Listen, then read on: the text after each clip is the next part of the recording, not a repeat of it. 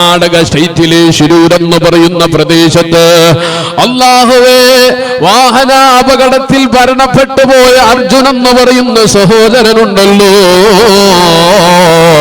അദ്ദേഹത്തിന്റെ വാഹനം മണ്ണിടിച്ചിൽ നിന്ന് നദിയിലേക്ക് വീഴുന്നു. 70 ദിവസം മണ്ണിന്റെ അടിയിലെ വെള്ളത്തിന്റെയും ഇടയില് 70 ദിവസം അദ്ദേഹം കിടക്കുകയാ. അദ്ദേഹത്തിന്റെ ശരീരം 2 ദിവസം മുമ്പ് ലഭിച്ചു. അദ്ദേഹത്തിന്റെ വണ്ടിയിൽ നിന്ന് ലഭിച്ചതെന്തെന്നറിയോ? തന്റെ പ്രിയപ്പെട്ട പൊന്നുമോന് കളിക്കാൻ വേണ്ടിയിട്ടും വാങ്ങിവെച്ച ചെറിയ ലോറി ഉണ്ടല്ലോ, തന്റെ പ്രിയപ്പെട്ട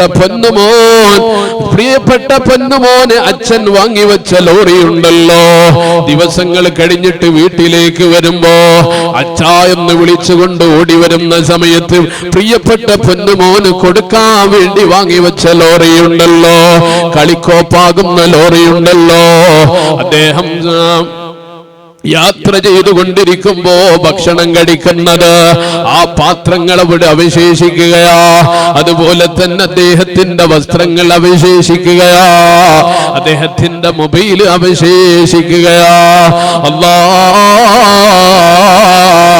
അത് കണ്ടു നിൽക്കുന്ന അദ്ദേഹത്തിന്റെ അച്ഛനും അമ്മയും ഭാര്യയും ജ്യേഷ്ഠന്മാരും അനിയന്മാരും അല്ലാഹുവേ നീ ക്ഷമ കൊടുക്കണയല്ലാ, നീ ക്ഷമ കൊടുക്കണയല്ലാ അല്ലാഹുവേ. അങ്ങനത്തെ പ്രകൃതി ദുരന്തങ്ങളിൽ നിന്ന് അല്ലാഹ് ഞങ്ങളെ രക്ഷപ്പെടുത്തി തരണയല്ലാ.